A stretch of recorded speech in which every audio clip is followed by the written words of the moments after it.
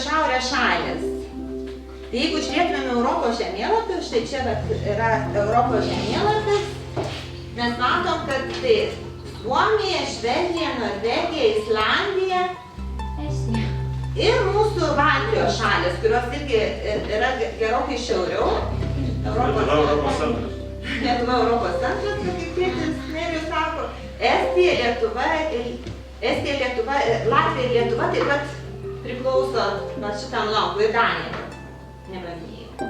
Tai šitos visos šalis apsijungia kartu, jos dirba įvairiuose kultūros ir socialinio vystymosi tokiuose projektuose. Jie bando, kad žmonės gyventys tose šalyse būtų geresni vieni kitiems, kad gyvenimas būtų paprastesnis ir sklandesnis, kad visi sutartų, kad konfliktų nebūtų ir jie dirba įvairiausiose šiaurės šalių organizacijose. Ir vienas iš tų projektų tai yra bendradarbiavimas tarp bibliotekų ir pažinimas vienų kitų literatūros.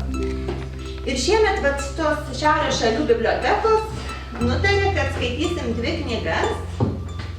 Tai viena yra norvegų rašytojo knyga, norvegų rašytojas Fianas Hule, čia jo portretas, atrodo toks gana rusvoko gal veido, ar ne? Bet labai kūrybingas žmogus. Jisai be galo idėjų turi įvairiausių savo galvoje, kūrybiškas, labai fantaziją turi. Ir jis yra išleidęs keletą knygų vaikams. Bet čia knygų viršelius matom, kažkokia tokia jo vaizduotės pasaulio refleksija knygų viršeliuose. Paskui galėsit prieiti ir pavartyti, jos labai yra spalvingos, jis koliažą naudoja ir piešia, ir net rentgeno nuotrauką panaudoja, drugelius.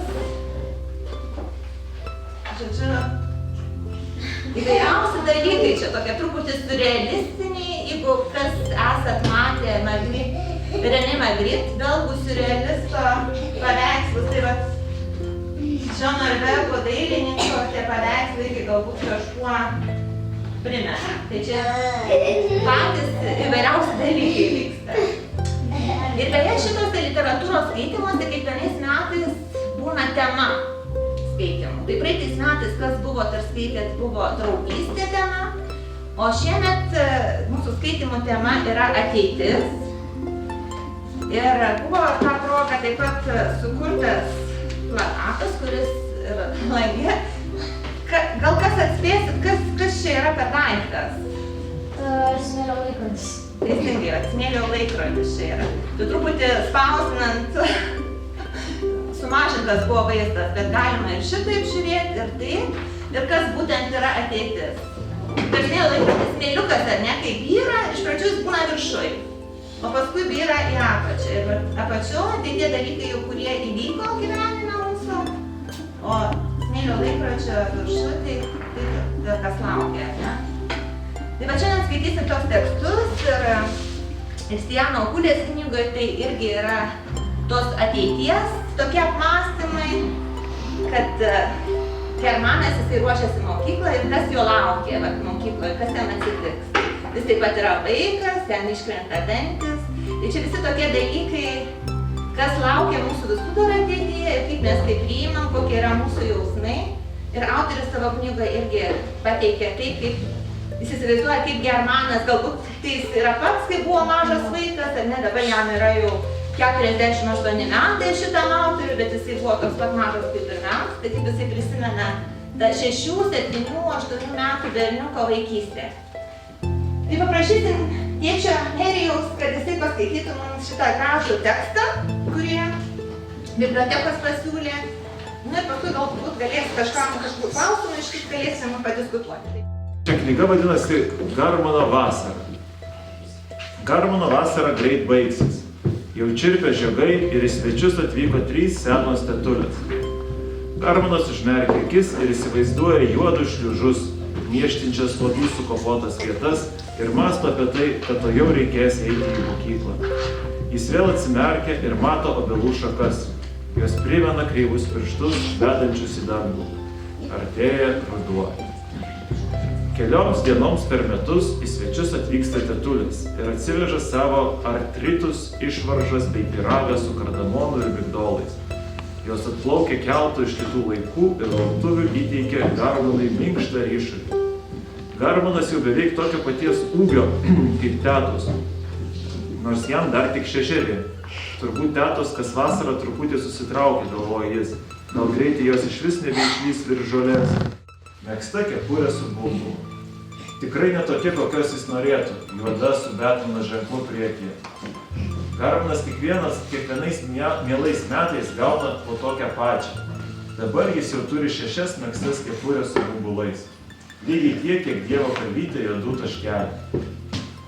Kuo būsi, kai užaugsi, sušnabžda teta Augusta ir niekam nematant įspraudžia jam į delną 20 kronų. Gaisrininkas ar futbolininkas? Ugniagesys, atsako Garmanas, ir įsideda monetą į kišenę.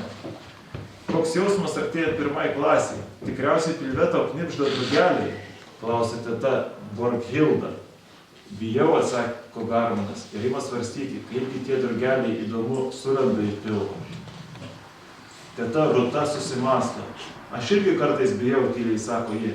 Greitai norint paeiti, man jau reikės vaikštynių. Gali pasiskolinti mano riedlentę, pasiūlo Garmanas ir įsivaizduoja tetą Rutą visų greičių skriejančią šaligatvį nuokalbin ant riedlentės. Teta Ruta garsiai juokiasi. Garmanas įskeberioja į slyvą ir klausosi, kaip tetos liaupsina gausiai žydintį sodą. Jos pliaukši delnais, šūkčiai viena per kitą ir švitruoja nuo gėlės prie gėlės kaip bitutės. Mokykla jau ant nosies, o Garmanui dar nekliba nei vienas dantis. Laikas jau spaudžia. Visą vasarą kas vakar Garmanas čiupinėjasi prieš veidrodį. Haniai ir Johaniai jau iškrito po 4 dantis. Jos irgi eis į 1 klasę. Dvynės moka viską, ko Garmanas ne. Važiuoti dviračiu, išlaikyti pusiausvyrą ant tvoros krašto ir pakišti galvą po vandenį. Be to, jos jau geba perskaityti žodį rabarbaras iš priekio ir iš galo. Garmanas darsiai paklibina priekinius dantis, bet jie tvirtai įsisegė, kad ir kiek jos bejudintų. Tetos jau neteko visų savo dantų, todėl jos turi protezus. Garmanas tidutėlį įskrenda vidun, į tetos sėdėdamos krėsluose užsnūsta pietų miegą. Teta Ruta ir teta Augusta įsidėjusios savo dantis į atskiras stiklinaitės su vandeniu. Bet teta Borghilda tik truputį atlaisvinusi savo protezą. Su kiekvienu kvėptelėjimu dantis mažumėlę sujuda pirmyn atgal. Teta Borghilda turi daug raukšlių ir ilgus baltus plaukus ant smakro. Garmano galva raukšlės primena medžio amžiaus rieves. Jis prida pirštą, kad pajustų tetos veną, o plonytę balta rankos odą. Juk akli žmonės pirštai skaito, prisimena Garmanas ir užsimerkia. Oda jaučiasi kaip plonas popierius. Teta Borghilda staiga prabunda ir stumteli dantis į vietą. Ar jūs kada nors buvote maža, klausė Garmanas. Teta Borghilda ilgai galvoja. Žvilgsnis sustingsta ore, tada nusišypso ir sako. Tai prieš kokius 150 metų. Ir juokėsi tiek, kad šokčia krūtis. Ar jūs greitai mirsit, klausė Garmanas. Teta Borghilda įsižiūrė į obels šakas. Taip, nedaug čia beliko, ji pasitaisė suknelę. Tada aš pasidažysiu lūpas, pasipuošiu dailią suknelę ir keliausiu per dangų didžiaisiais grįžulo ratais, kol pasieksiu didelį uostą. Beveik kas vakar jis sėdi orkestro duobėje ir groja smuiku. Kartais Garmanui pasiseka ir tėtis jį pasiima kartu, bet jis vis tiek neįžiūri jo ten žemai tamsoje, nors tėtis sėdi ant pagalvėlės. Ilgai stebeilijus, jam kartais pavyksta pamatyti švystelint smuiko stryką. Rytoj tėtis su orkestru išvyksta gastrolių. Garmanas matė juodąjį smokingą ir smuiko dėklą padėtus koridoriuje. Aš bijau palikti judu su mama, sako tėtis. Be to, visad bijau prieš koncertą. Pagalvo, kas būtų, jei gročiau per greitai. Tėtis giliai traukia orą. Manau, visi žmonės turi ko bijoti, sako jis. Net Hanė ir Johan, klausė Garmanas.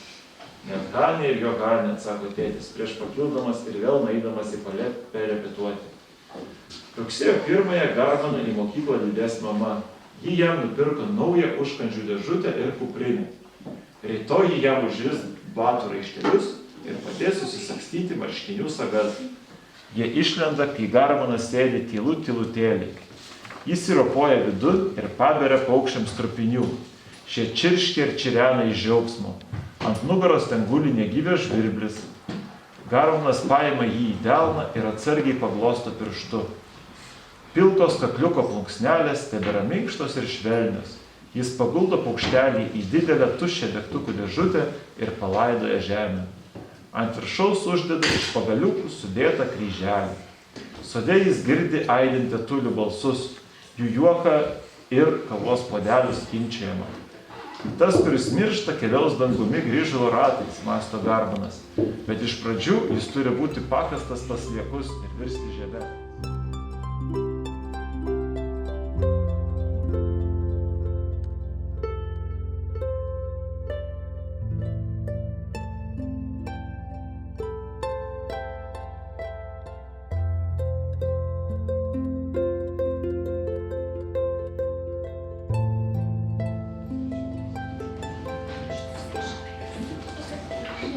Štai, pasižiūrėkit, čia Tuvės Janson portretas, labai tokia graži rašytoja buvo.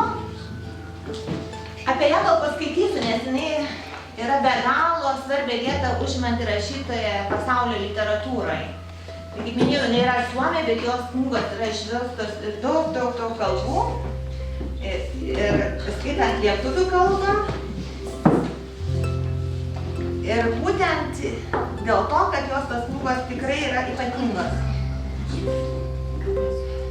Kas įdomu apie šitą rašytoją, kad jinai gimė Suomijoje, bet jinai rašė švedų kalba. Nes Suomijoje yra vadinama švedų mažuma, apie 5%. Janson yra suomių ir švedų rašytoja, bet būtent todėl, kad švediškai rašė, dailininkė. Visos jos knygos parašytos švedų kalba, nors gimtasis rašytojos kraštas yra Suomija. Tuvė Janson gimė 1914 metais, rugpjūčio 9 dieną Helsinkyje. Tai štai prieš 2 metus šventėme jos 100-ąjį gimtadienį. Ir jinai gimė dailininkų šeimoje, mama buvo dailininkė, o tėvas skulptorius. Ir pabaigusi vidurinę mokyklą, Tuvė Janson studijavo menus Helsinkyje, Stokholme, Florencijoje, Italijoje ir Paryžiuje. Jos tapybos darbai buvo eksponuojami Suomijoje ir Švedijoje, ji daug dirbo teatre, kuris buvo jos nuolatinė aistra, iliustravo knygas.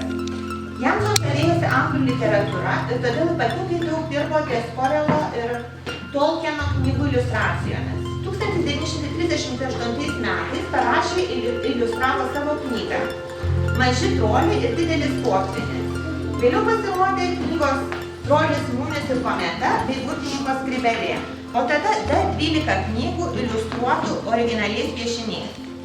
Rašytoja labai greitai tapo populiari ne tik Suomijoje. Jos knygos buvo išverstos 25 kalbas ir dabar yra skaitomas visame pasaulyje.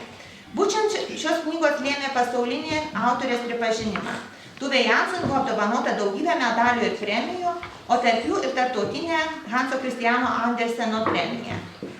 Pasakiškas muminukų pasaulis, užgimęs įstabilie Tuvės Janson fantazijoje, nepanašėja į jokį kitą. Tai išties rojaus kampelis, kupinas džiugesio, meilės ir namų šilumos. Namų, kuriuose svečiai visada laukiami. Jos kūrinių herojai, būtybės, visiškai nepanašios į žmonės, tačiau besielgiančios taip kaip žmonės. Išgalvotas muminukų pasaulis tai tokia vieta, kurios tikriausiai giliai širdyje ilgisi kiekvienas iš mūsų. Taip rašo pati Tuvė Janson. Pagrindinis rašytojos kūrybos šaltinis yra vaikystės įspūdžiai. Bohemiška šeimos atmosfera, pakrantės, fjordai, jūra, nuolat keičianti savo spalvas, stebuklingas Anderseno pasakų pasaulis. Tai paprašysim mamos Elitos, kad jinai paskaitytų dabar ištrauką iš knygos. Prašau, Elita. Knyga vadinasi Tėtis ir jūra. Ne iš pirmųjų Tuvės Janson knygų. Veiksmas vyksta jau nebe slėnyje, nes turbūt jau visi esat skaitę apskritai apie trolius mumis, bet vyksta saloje. Ir dabar paskaitysiu vieną skyrių.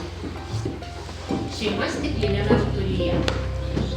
Vieną popietę rugpjūčio gale tėtis vaikštinėjo po savo sodą ir jautėsi niekam nereikalingas. Jis nežinojo, kaip dėtis, nes visi darbai buvo nuveikti arba juos dirbo kas nors iš namiškių. Nenusitverdamas jokio užsiėmimo, tėtis klaidžiojo po sodą, o paskui jį šiugždėdama per išdžiūvusią žemę melancholiškai vilkosi uodega. Slėnyje slūgsojo ir plūduriavo kaitra, visur buvo tylu, ramu vilties. Atėjo didžiųjų miško gaisrų ir didžiojo atsargumo mėnuo. Tėtis perspėjo namiškius. Daug kartų aiškino, kokiems atsargiems reikia būti nukreipti. Vaizdžiai pasakojo apie degantį slėnį, ugnies ūžesį, apie liepsnojančius medžių kamienus ir ugnį šliaužiančią po samanas. Apie švytinčius liepsnos plaukus, kurie šauna tiesiai į naktinį dangų. Apie ugnies bangas, kurios atšniokščia nuo slėnio ir nusirita žemyn jūros krinta. Ir tos bangos šnypšdamos puola į jūrą. Su miliu pasitenkinimu baigdavo savo pasakojimą tėtis. Aplinkui viskas juoda, viskas išdegė. Didžiulė atsakomybė užklupo net mažiausią kūdikį, kiekvieną padaryti, kuris gali pasiekti degtukus. Namiškiai mesdavo triūsę ir supykdavo. Taip, žinoma. O paskui vėl imdavo darbuotis toliau. Ir sako, prašau, jūsų naujoji veranda. Ar ne į kažką? Norėčiau dieviško dovanų, kad plauktų tiesiai, toli. Tėtis pajuto, kaip niekas atgriebė jo ledą. Jis nusipurtė ir įdegė pyklę. Jis sėdėjo ant turėklų verandos stulpo šešėlyje. Tu ir vėl čia, tarė tėtis, ir tol kratė peleninę palugnelę užgestų. Aš tyrinėjau ugnies techniką. Tai labai svarbu. Miu nusijuokė nebežiūrėdama į tėtį. Tada jis užsismaukė ant akių skrybelę ir pasinėrė į jį. Tėti, pašaukė muminukas, pabusk, mes užgesinome miško gaisrą. Dabar abi tėčio letenos buvo prilipusios prie lakuotų grindų. Tėtis nepatenkintas atplėšė jas, jausdamas didžiulę neteisybę. Ką tu čia šneki? Tikrą nedidelį miško gaisrą, pasakojo muminukas, kaip tik už tabako lauko. Užsidegė samanos ir mama sakė, kad greičiausiai jas nukrito kibirkštis iš kamino. Tėtis stryktelėjo nuo gaisinės kėdės. Per akimirką jis vėl tapo neapsakomai lygus tėčiui. Jos skrybelė nusirito laiptais žemyn. Gaisras užgesintas, šūktelėjo muminukas tėčiui pavimui. Mes tuoj pat jį užgesinome, tau nėra ko baimintis. Tėtis sustojo kaip įprastas, karšta banga užgniaužė jam gerklę. Jūs užgesinote gaisrą be manęs? Paklausė jis. Kodėl man nieko nepasakėte? Leidote miegoti ir nieko nepasakėte.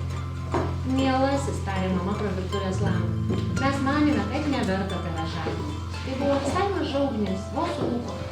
Aš kaip tik pataikiau eiti pro šalį su vandens kibirais, taigi pakako tik šliūkštelėti truputį vandens. Šliūkštelėti, suriko tėtis, tik šliūkštelėti, na ir žodį. Ir palikti gaisro židinį nesaugomą, kur jis yra, kur jis. Metusi visus savo darbus, mama skubiai pirma nutipeno tabako lauko link, o muminukas liko verandoje ir nulydėjo juos akimis. Juoda dėmė samanose buvo labai jau mažytė. Gal, atsakė mama, jeigu jau supyksti, tai supyksti, reiškia mažoji jo, dantimis lūpdama bulvę. Kai kada galima supykti, kiekvienas banglys turi tokią teisę. Bet tėtis blogai pyksta, viską kaupia savyje, užuot išliejęs. Vaikeli, pasakė mama, tėtis pats tai žino. Aš taip nemanau, išdrožė tiesiai mažoji jų. Ji žino ne viską, o jūs žinot? Ne viską, sutiko mama.